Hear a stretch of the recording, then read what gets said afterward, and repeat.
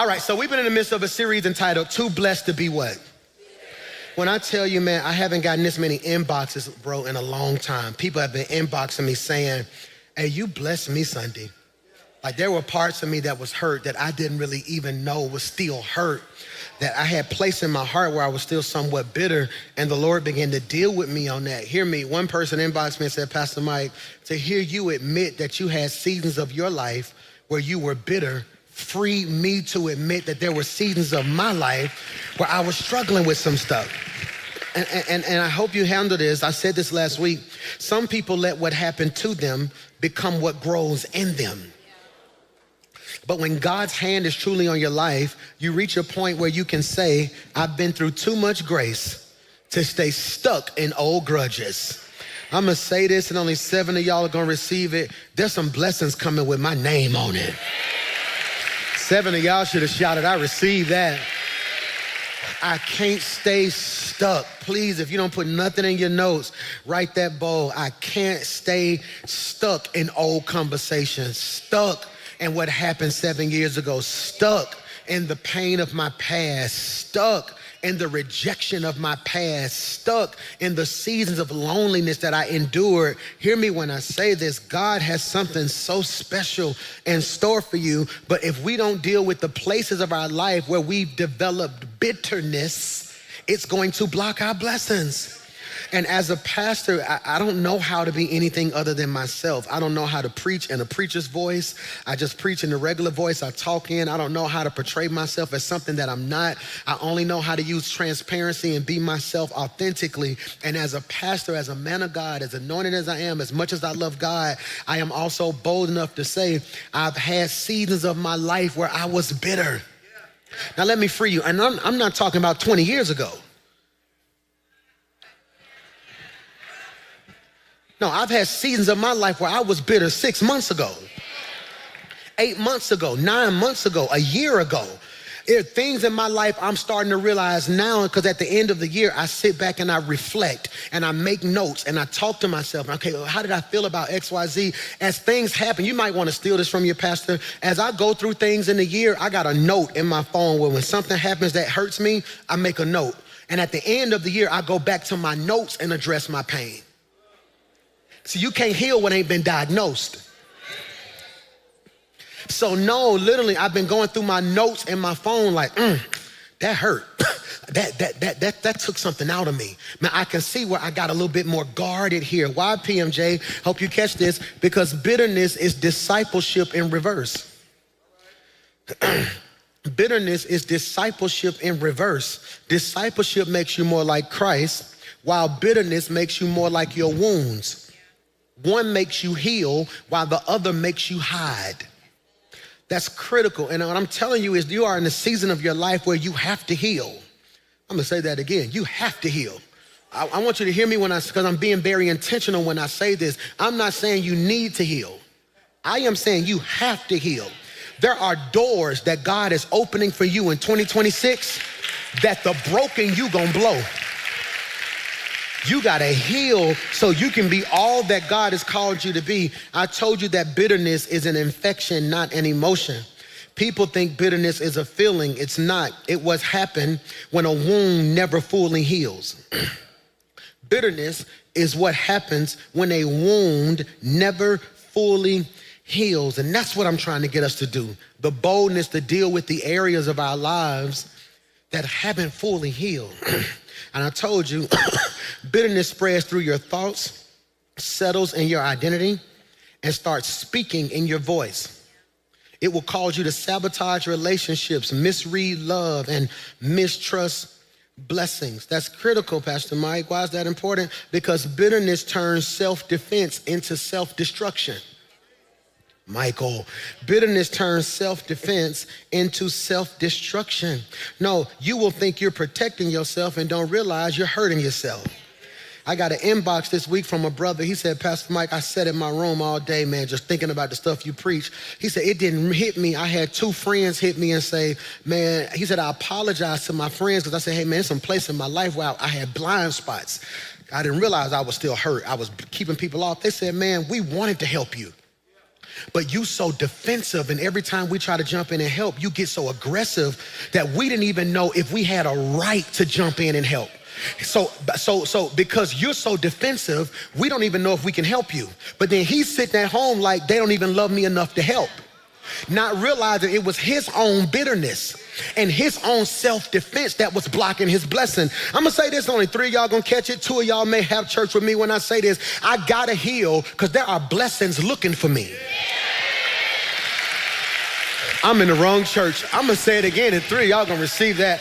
I have to heal because there are blessings that are looking for me. I can't walk around upset. I can't walk around mad. I can't be worried about if this person gonna be a snake or a liar. I can't worry about if they gonna betray me or play me. God got me. I am too blessed to be walking around dealing with life by myself because I never dealt with the pieces of me that have not healed. I'm gonna say this, blessings are looking for me. You ought to just speak that over your own life right there. You ought to just lay hands on your own heart and say, blessings are looking for me. No, you out here stressing out trying to find opportunities and don't even realize when you heal, those opportunities are about to chase you down. Blessings are looking for you. And I told you that bitterness is a blessing blocker. It makes you blind. It causes you to see everything, pause, parenthetically digress, and everyone wrong. That's what bitterness does. It causes you to see everything and everyone wrong. That's why you gotta heal. Because you are looking at certain people as enemies who are really a blessing and looking at people who you think are blessing who are really enemies.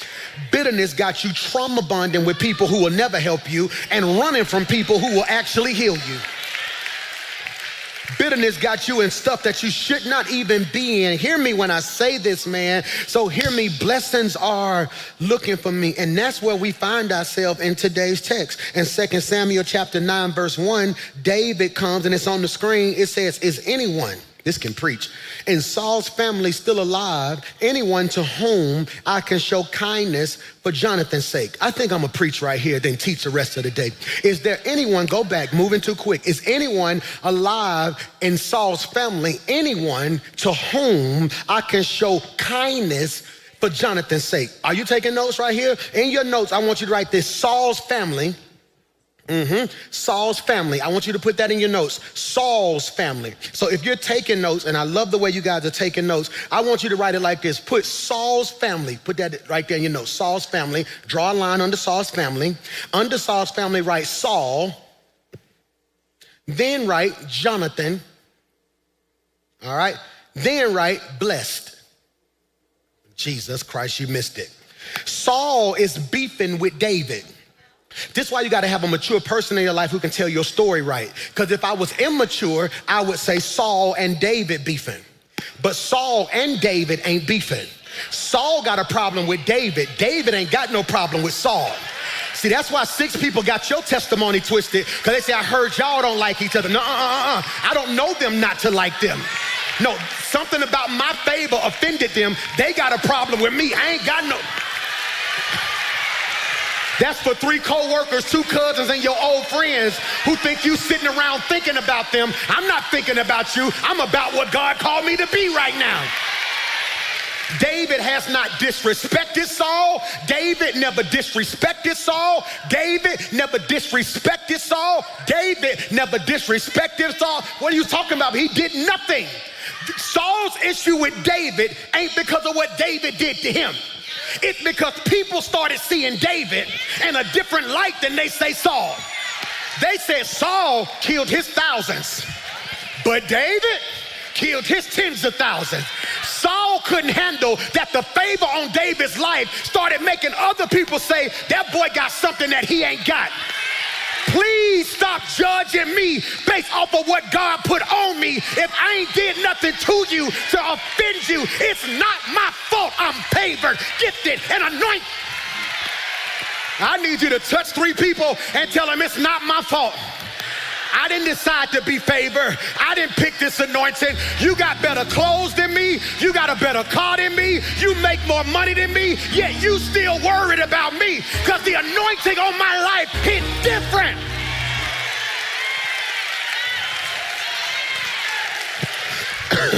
Saul, David ain't did nothing but honor Saul.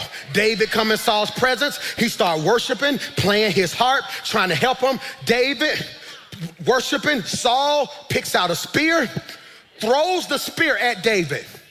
It missed. You wanna know why certain people frustrated with you? Because how you taking shots?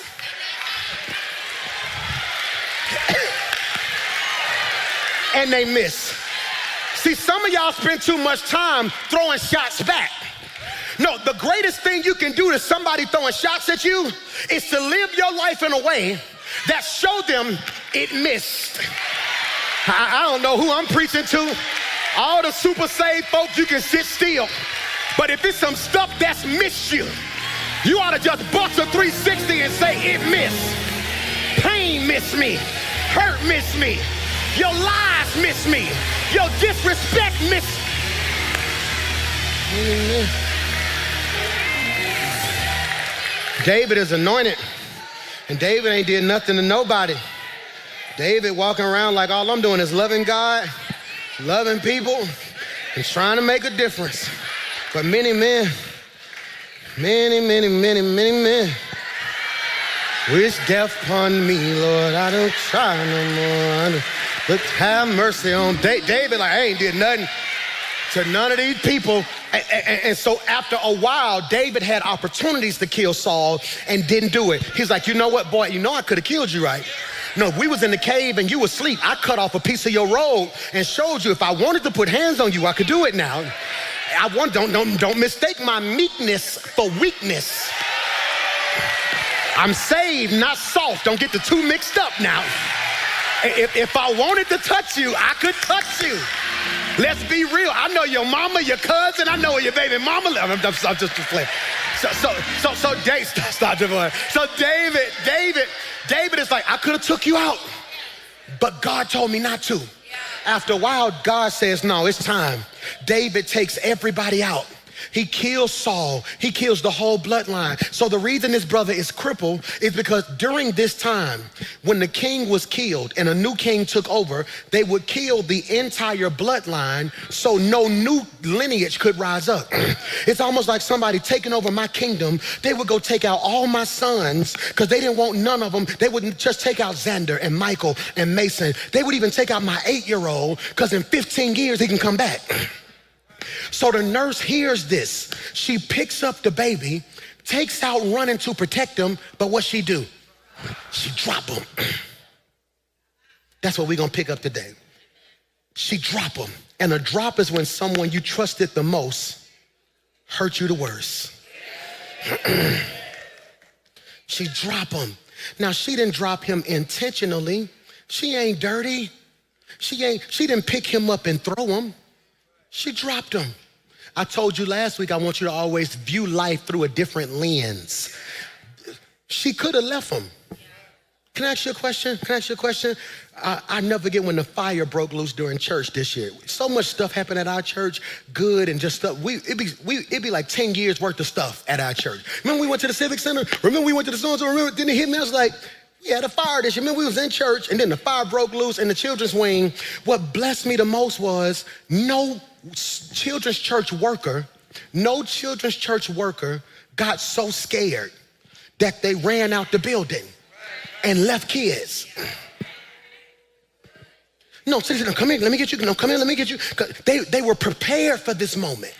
You know, but let me free you. But if they would have grabbed a child and dropped him, we would be upset because the child was dropped. But we can't frame it like, I can't believe she was just as scared. People don't give you enough credit that yes, you weren't everything they needed you to be, but they don't realize you was trying to be to them what you didn't even know how to be to you and was still dealing with the stuff you had to deal with all at the same time. I'm sorry I didn't call you back. I know you were stressed, but I was too. I'm sorry I couldn't help you with that bill. I was just as broke as you. I'm sorry I didn't stay on the phone with you that night. My man was tripping. I'm sorry I didn't do so-and-so. My family was toe up. See, we need to normalize being brutally honest. And telling folk, no, I'm not gonna let you run with that narrative no more. I didn't leave you hanging. I was barely hanging on myself. Am I preaching to anybody? Can I preach to 3 people who barely got your stuff together and you still trying to make sure everybody else got their stuff together? And then they got the audacity to tell you, you ain't been there for me. And part of you want to say, you know what? I wouldn't even be broke if I wasn't trying to help all y'all at the same. Am I preaching to anybody? So she picked him up. She's running and she dropped him. That's critical. She dropped him. She dropped him. She dropped him. This is critical. This is critical. She dropped him. Because you will always get dropped when you're surrounded by people that operate by fear and not by faith. Fear, you will always get dropped when you're surrounded by people that operate by fear and not by faith. Please listen to your pastor. I'm not perfect. I don't claim to be perfect, none of that stuff. Whenever I go through something, I preach about it and I try to share with you how I'm coming through it. That's all I'm doing, okay? So here's what I need you to do. I need you to start sitting back and I need you in your group thread with the people who matter most to create that group thread and say, hey guys, where do we need to heal? Because being unequally yoked ain't just about who you marrying.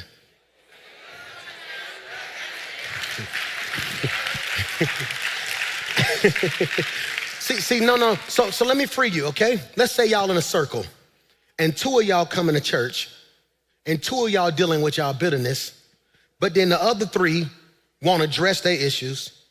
So now you in covenant with people who keep triggering you. There are certain relationships I had to loose in my life because I started appearing abusive. Can we go there? There are certain relationships in my life, friendships, that I had to terminate because I started appearing abusive. Notice I didn't say I was abusive, but I appeared abusive. I was so hell-bent, I won't say hell-bent, I can't say that. I was so determined to be the best version of myself. And I'm one of those friends that when you tell me you want something, I'm going to see to it that you get it. I started becoming overwhelmingly aggressive. Have you did so-and-so? No, you need to get up. You need to so-and-so. Oh, you don't really want it. And they was like, no, it's like you keep attacking me. I thought I was motivating them, but it felt like attacks because they were saying they wanted something out their mouth that their actions did not match. So I had to come to realizations, I don't think we can be in covenant no more. Because at this point in my life, we are unequally yoked. I'm trying to get better. You don't mind being bitter. Either I'm gonna drag you to better or you gonna drag me to bitter. And because of the way my heart's set up, I'm not gonna drag you to better because a part of me has survivor's remorse where whenever God does something good in my life, I try my best to dummy it down so we all can feel like he did it for us, when in actuality, he just did it for me.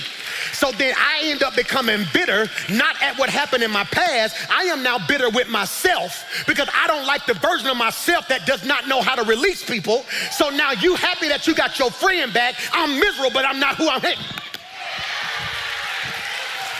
Y'all don't want to have church with me.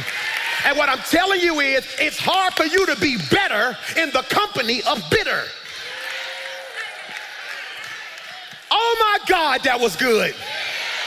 Put this in your notes. Leslie, put this in the notes. Better, B-E-T-T-E-R. I love how you making sure she take notes right there. That's next level right there. No, put that in notes right there. We're gonna look at that when we get to the crib. I like that, bro. That's leadership right there, girl. So I want you to put better, B-E-T-T-E-R. Under better, right? Bitter, B-I-T-T-E-R. What's the difference between better and bitter?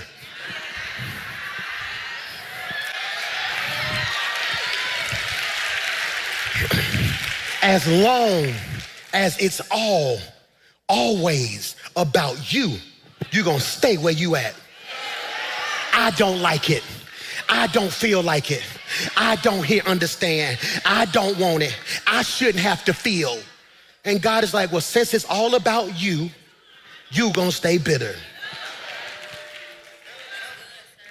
The difference between bitter and better is the ability to deal with what I've been running from. This good. It's good. She drops him.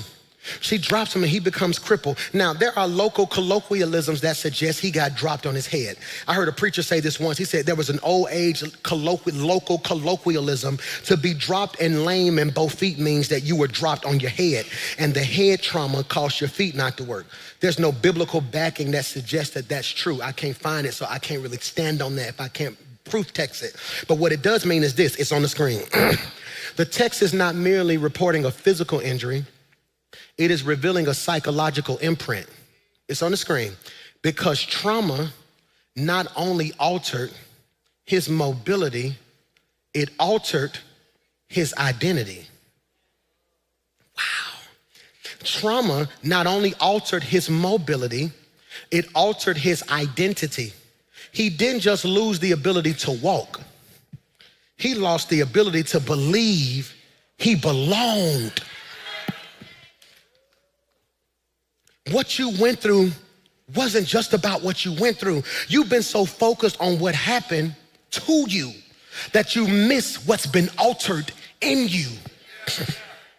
Please put that in your notes. You've been so focused on what happened to you that you have missed what altered in you. Yes, they lied on you.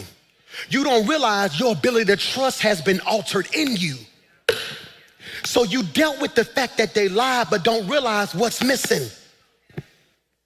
I never forget when my house got broken. I was living on the east side and our church started blowing up. And so we had 6, 7 services every Sunday, so they knew where I was gonna be. And every Sunday at 12:30, my deacons would walk in church and they would wave at me in church. I would in church and they would break in my house at the 12:30 service every week. Just break in, and it's like they would break in the garage, take something out the garage, break in the garage, boom, take. Then once they realized that my alarm was just there for decoration,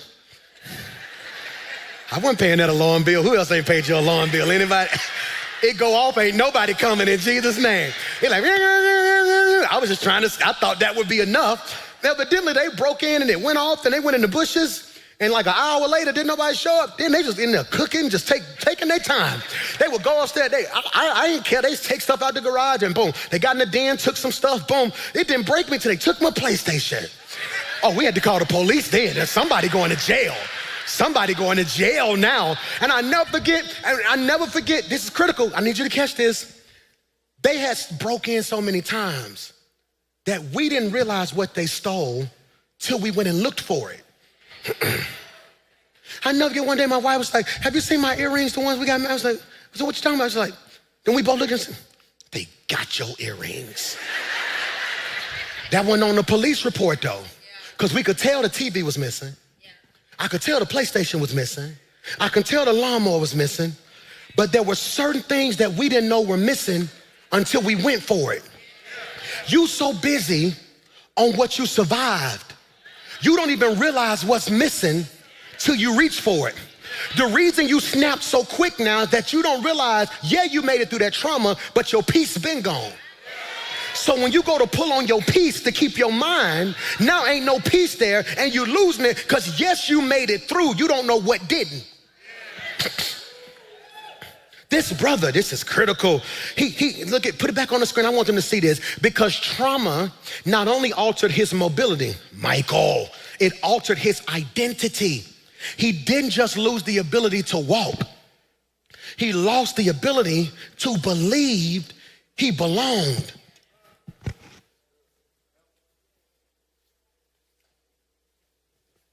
What I'm gonna say is gonna feel simplistic in nature, but for some reason, when I say it, if you hear me with your spiritual ear, something in your spirit finna click. I belong. I'm in the wrong church. Some of you need to stop disrespecting yourself.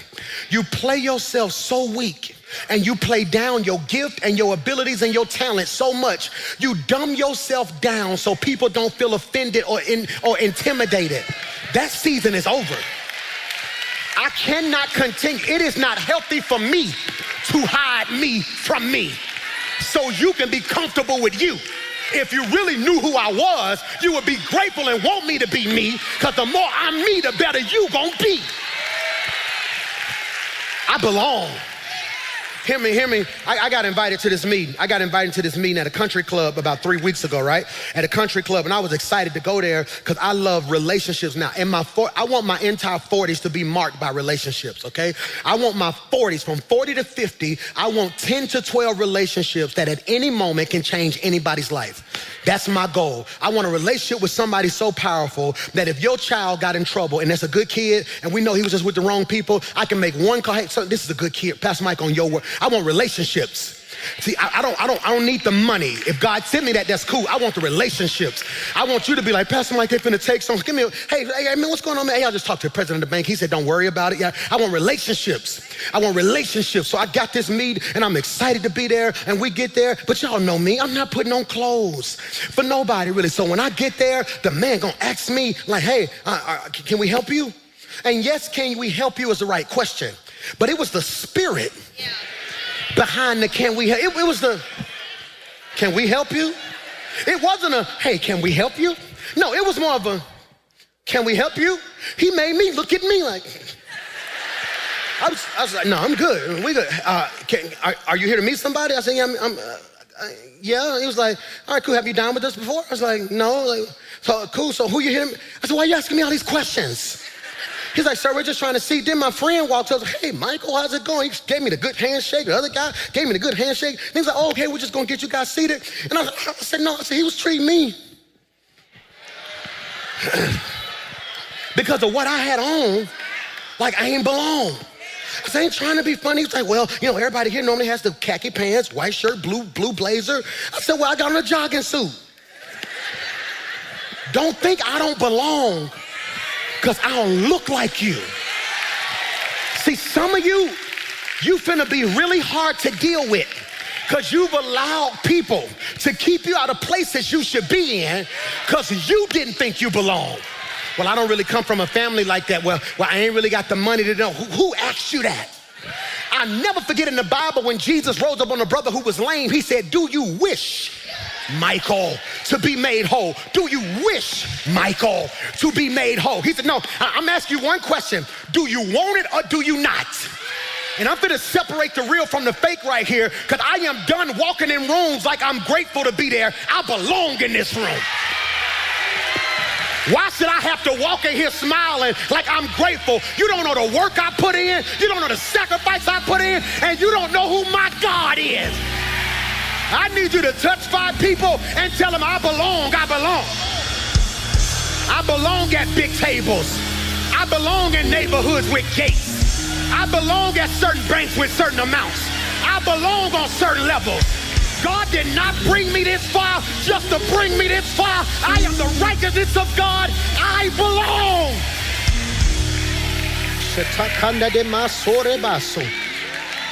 Some of y'all ain't applied and you know, well, I ain't got the qualifications. So what?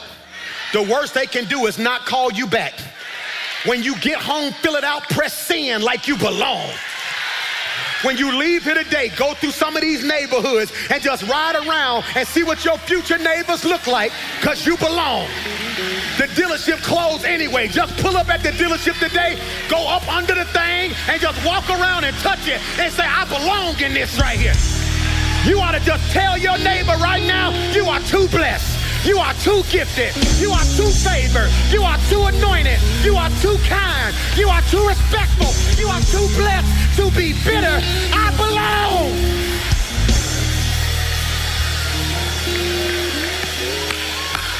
This it right here, Dre. I feel it. Hear me when I say this. So when we arrive to chapter 9, we find Mephibosheth all grown up, living in a place called, I got 10 minutes, Lodabar. He's living, put that in your notes, Lodabar. Lodabar. Lodabar. L-O-D-E-B-R. Y'all were struggling with that Lodabar. Whenever all y'all do this, then y'all done figured out I got these screens too. Y'all like, Lodabar. He's living in Lodabar. Put this in your notes. Because Lodabar isn't just where he lived, it's where he survived. Why is that important, PMJ? Because this isn't a random detail. It's revelation through geography. Whenever you see a city or a place named in the Bible, that's intentional because all names carry definition. They didn't randomly call a city Birmingham. They named that place Lodabar because it is revelation through geography. Lodabar isn't just where he lived, it's what he survived. All right. Say that better, Mike. A lot about who you are would change if you understood.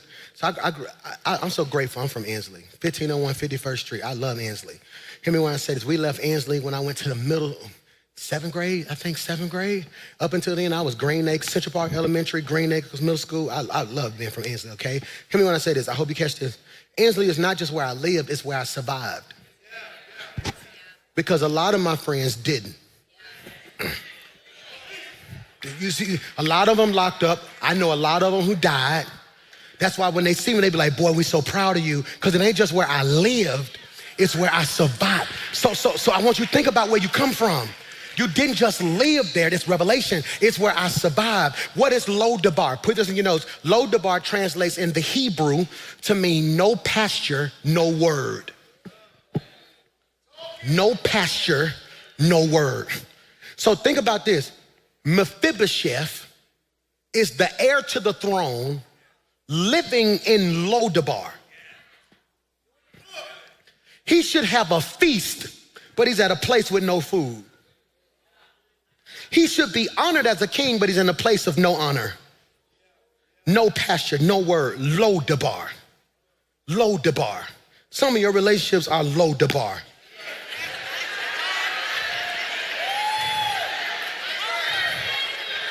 Put this in your notes. Put this in your notes. Andre gave me this note in the back. He made a joke, and now I'm finna turn it into a message, okay? All my singles. I end up in relationships that are low the bar when the bar low.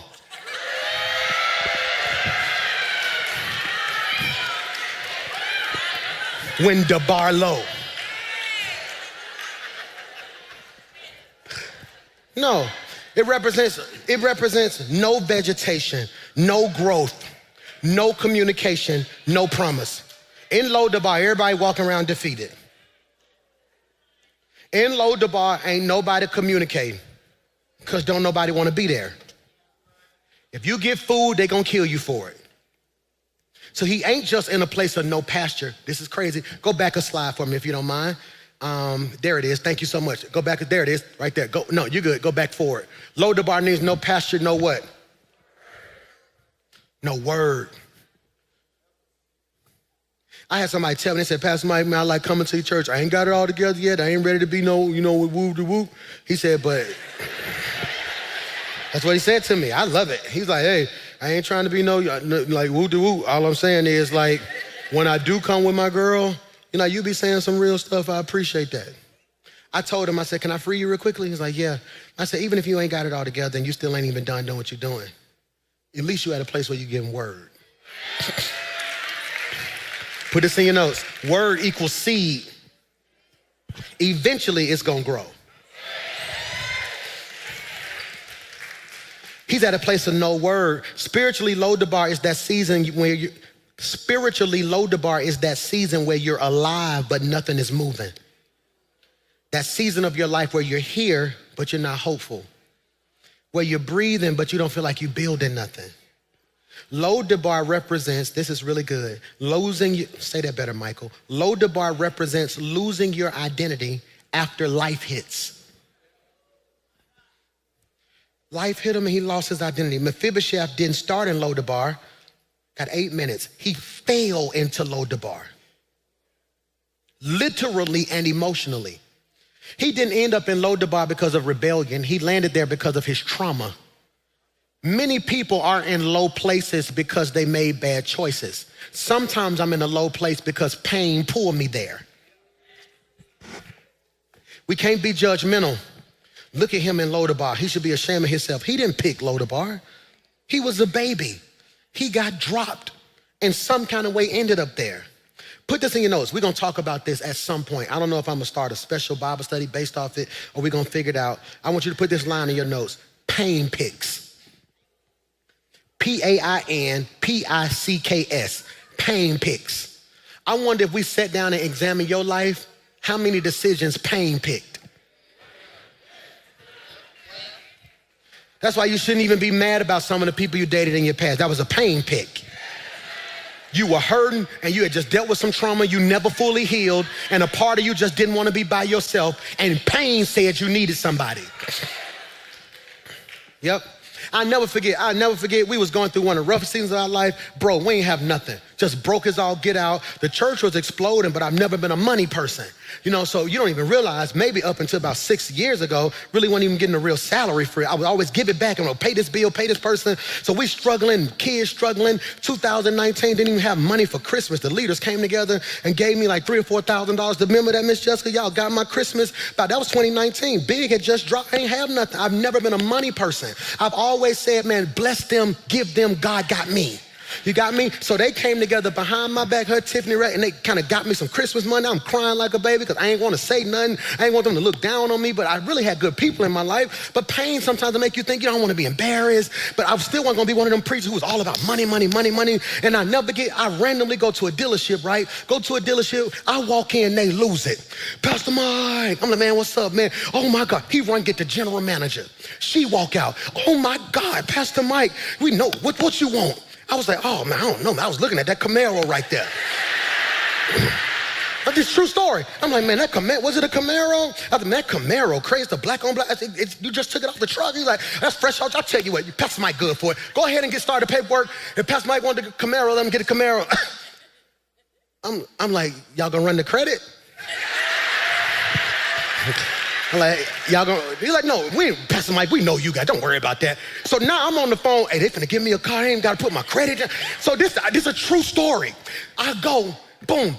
Next thing I know, I pull back up at the office at church. Everybody come outside. Oh! I had a black Camaro, had never been drove. They looking at me like, how you get the Camaro? I said, I went into the dealership. The lady was like, you Pastor Mike, we know you good for it. All I did was sign my name and boom, just left. I pull up at home, baby, look at the Camaro. She's like, wait, whoa. I'm Pastor Mike. I walked in there, was like, it's Pastor Mike. They just kind of gave it to me. That's when Tip was like, I don't think nobody's just gonna give you a car. She's like, tell me what you did. I said, I put my social security number down. They ain't even checked none. I'm Pastor Mike. I'm Pastor Mike. Why y'all ain't happy for me? I done gave y'all everything, and the moment God do something for me, now all y'all wanna turn into credit repair people? Who get mad and your pain start talking? Yeah, he crazy, but he my crazy. Why y'all can't be happy for me? So all of a sudden, I'm telling my wife, you need to be happy. God opening doors. We ain't got none, yada, yada, yada. Then all of a sudden, a bill came. That note was like $1,200, $1,300 a month. It was like the worst interest ever. I'm sitting there, I'm like, ooh. So I'm calling, hey man, we're gonna have to bring this back. Like, they're like, you can't just bring it back. It's been longer than 30 days. You can't just bring it back. So now this 888 number calling me. Who know what that 888 number is? Anybody know what that 888 number? Come on, be honest with me now. So now 888 calling my phone. I ain't never had an 888 number. I'm like, hey, hello, is this Michael McCoy? Yeah, this is Mike. I'm Pastor Mike. How you doing? Yeah, we want to call you in regards to that black Camaro that you have. No, so now here it is. Now I'm having to put the car at somebody's house. That car is kicking my... Did y'all miss the part of the sermon where I said from Inslee? I know what to do now. I know it. Don't let Valleydale fool you. I know what to do now. So now I done put the car at my mama's house. I'm trying to do X, Y, Z. We trying to figure it out. I think I end up selling the car. Something like, but hear me when I say this. That car kicked my butt. And you wanna know what I realized now at 40? Pain picked it. I ain't have nothing. So part of me wanted to at least look. I had started listening to people say, oh, you Pastor Mike. Oh, you Pastor Mike. So I started feeling like I needed something that made me look and feel like Pastor Mike. Till the bill came. I don't want to be him no more. Who don't want to be grown no more? Throw your hand up. I'd gladly go back to my mama's house right now. Why is that important, Pastor Mike? Put this in your notes. Because the enemy loves to convince gifted people that a traumatic chapter should define their whole story. That's what he wants you to do. He wants your pain to pick. He wants to convince you that this chapter of your life defines the whole story of your life. That's critical, wounded and all. So look at this happen. I'm gonna fast forward. We go to verse 1. So one day David asked, is anybody left? Is anybody left? They said, we got Mephibosheth, but he's crippled in both feet. He's crippled, this can preach, but he's called. He's crippled, but he's called. He's crippled, but destiny waiting on him. It's critical now, and sometimes being blessed requires you to win with what you got left. His legs don't work, his feet don't work, but he's anointed. He's gifted, he's favored, he's blessed. This is critical now, and look what he tells him in verse 5. So David sent for him and brought him from Machir's home. I'm finna run. He brought him from Machir. I tell you what, Karan, Grizz, grab T. T gonna be Mephibosheth, okay? Mephibosheth feet don't work. Do me a favor, go. I need you to bring him. Y'all miss y'all shout. Now, I didn't send for him, because if I would have sent for him, I don't know how long it would have took for him to get there. But he said, no, the same folk who was responsible for your trauma gonna have to be responsible for your come up. That's why the same folk who laughed at you in one season gonna have to watch you be blessed in another season. Put scripture on it. He prepares a table before me in the presence of my enemies. And he says, now watch this. He says, so I need y'all to bring him to me, but you got to be careful. Do you got a good grip on him? Do you got a good grip on him? Because hear me, you got to make sure the people in your life are strong enough to carry you in seasons where you ain't got enough strength to carry yourself. I'm not preaching to everybody. Can I preach to 3 of y'all who's always been the strong one, but you had a season in your life where you didn't have the strength to be strong no more, and a part of you was looking like, why won't none of y'all carry me like I carried you? But God said, I'm putting people in your life this year who's gonna be strong enough to carry you through the roughest seasons of your life. I'm not weak. Let me free you. To whom it may concern, they're not weak. They are not lazy. They are not selfless. They're just in a season where they don't have the strength to carry themselves. He's crippled where? Not in his legs. He's crippled in his feet. If it was his legs, the Bible would have said it. No, it said he's crippled. When it talked about being pierced in his side, they named a body part. They said they put nails in his hands, they said a body part. They said he's crippled in his feet. No, his legs work. The feet don't. I don't care how strong your legs are. If your feet don't work, you have no stability. I'd rather have strong feet and weak legs than have strong legs and weak feet. Because at least I can stand. He's weak. He's weak. Hear me what's gonna happen now. He says, no, I tell you what. Put verse 5 on the screen. He says, no, bring him. In verse 5, he says, they brought him. And look at the next verse. The next verse says, he looks at him and says, don't be afraid. I want to free you real quickly. Can y'all bring him here? Do me a favor. Can y'all bring him here? Okay, I want to show you something. I want to show you something. This is what's, y'all good, right here? This is where some of y'all fail. Okay, are y'all still locked in with me? Mephibosheth don't know them. Some of y'all only want to be helped by people you know. What if Mephibosheth would have been like, I don't need to, no, them the folks who killed my daddy. Them the folk who killed my granddaddy. I ain't got time. I believe Mephibosheth said, what do I got to lose at this point? I'ma die in a dead place, or I will at least die trying to get to a better one. Look what he said, look what he says, it strings me. He says, I need you to catch this now. He literally says, you gotta catch me. He says, don't be afraid. Here's the question I got, and I pray you can receive it. What about his appearance said he was scared? For David to say, don't be afraid, that's indicative of the fact that something in him, oh, you're struggling. You look good. I think you're struggling a little bit. Is he heavy? You want to sit him down real quick so you can reposition yourself? Let's do that. Let's sit him down real quick. I'm sorry. So you want me to be considerate. of you while I'm holding on for dear life?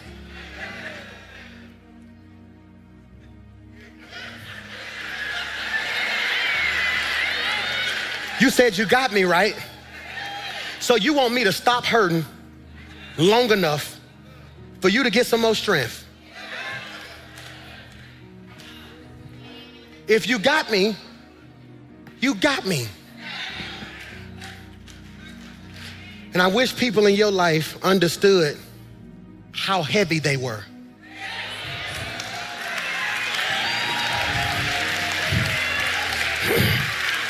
I'm gonna say that again. They're carrying him. I wish the people in your life understood how heavy they were. Young people, I know you think your parents, my mama don't do X, Y, Z. You don't know how heavy you are. You don't know how much weight it takes to work a job, pay bills, keep you fresh while you talk crazy. You don't know how heavy it is trying to be to you what nobody was to me. I'm trying to be the best big brother to you that I know to be to you. You don't understand how much it took. Nobody was what I'm being to you. It's heavy. People tell me all the time, I wish I could do what you're doing, PMJ. They don't realize it's heavy.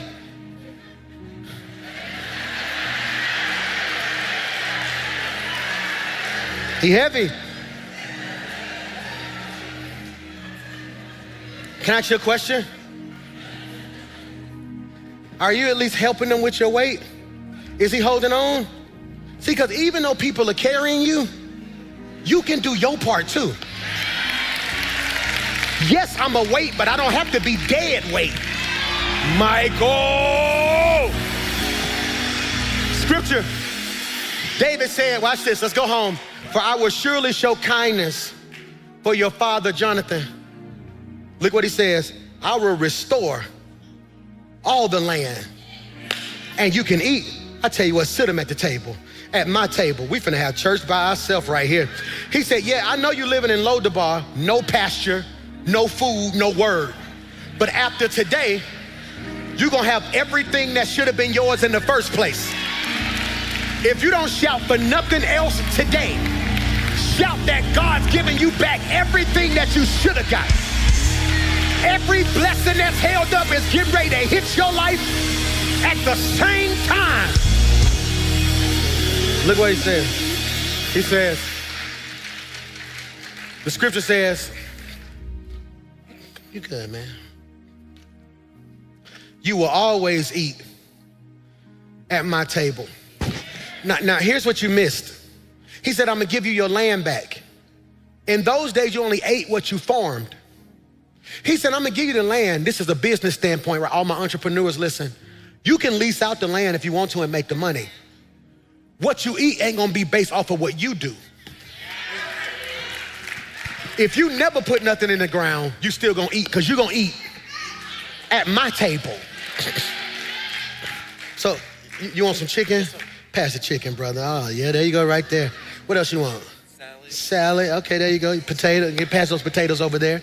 Thank you. Yams, collard greens, mashed potatoes, beans, greens, potatoes. You name it. There it is, man. Wow. It's crazy, ain't it? It's crazy. Drink, man. Get you something to drink right there, man. Can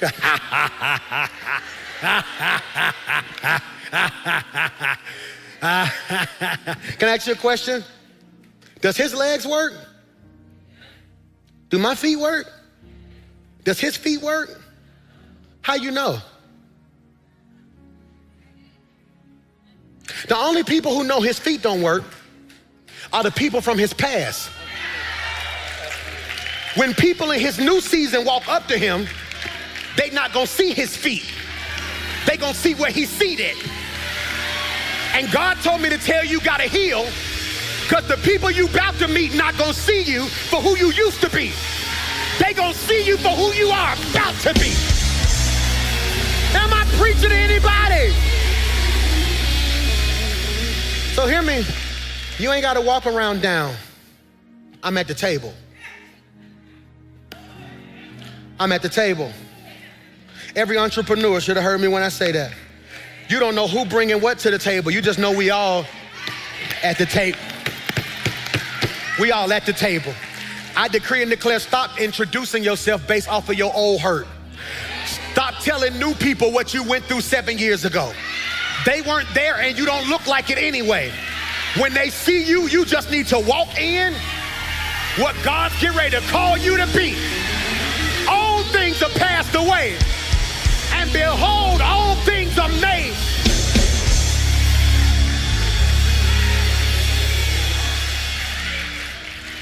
And this is the picture.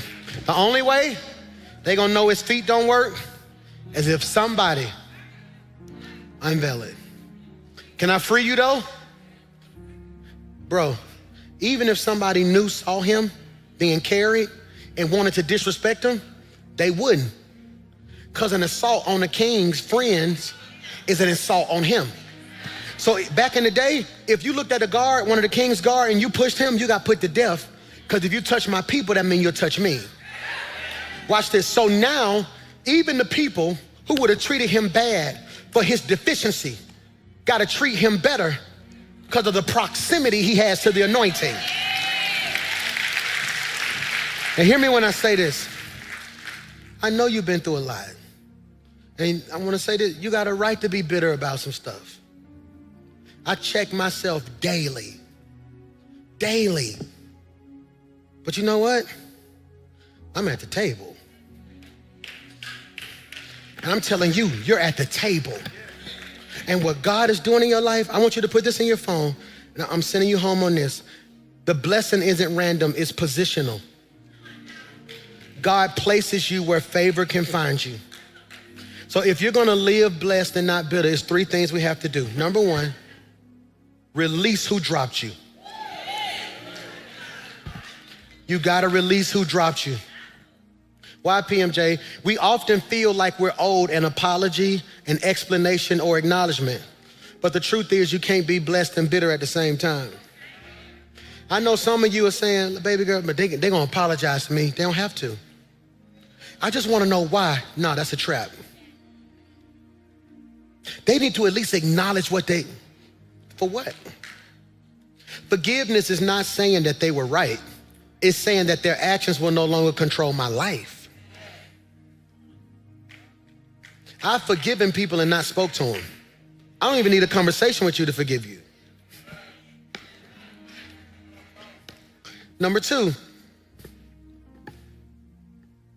receive where God has placed you. You are not in Lodabar anymore. Your environment is shifting, your identity is shifting, and your language is shifting. Act like it. I don't carry myself like that no more. I blocked one of the biggest blessings in my life about 9 years ago.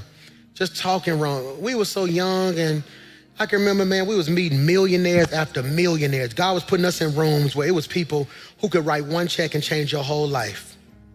Your whole life. Your whole life. I can tell you story after story of me explaining to them, well, I'm not really about money, so we don't really have the money we need, and, getting finance ain't really, and I never get the man was like, I ain't heard this many can'ts in my life. And you would think after he lectured me, he would bless me. He's like, no, man, but you got to believe in yourself before somebody believe in you. My family didn't really have a home at one point. It was all over the place. And we had met this family who had this multi-million-dollar house. And I'm crazy.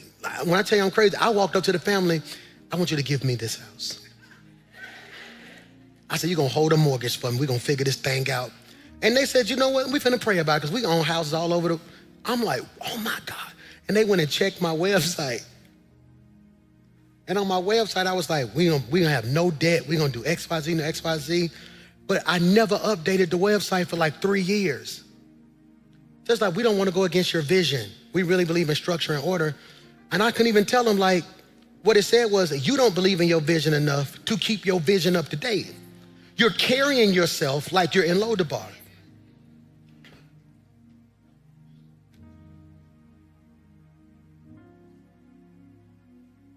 Stop rehearsing where you came from and start embracing where God has placed you. Stop rehearsing where you came from and start embracing where God has placed you. That's critical. It's critical. Why? Because you're too blessed to be bitter. Number 3, return to the table. Being blessed means choosing restoration over retaliation. Ooh. Healing over hostility. Wholeness over revenge. You belong at the table, not in the memory of what hurt you. Your seat is not based on your condition. Your seat is based on your covenant. Let me end with this note. The drop may have changed how you walk, but the blessing is about to change where you sit.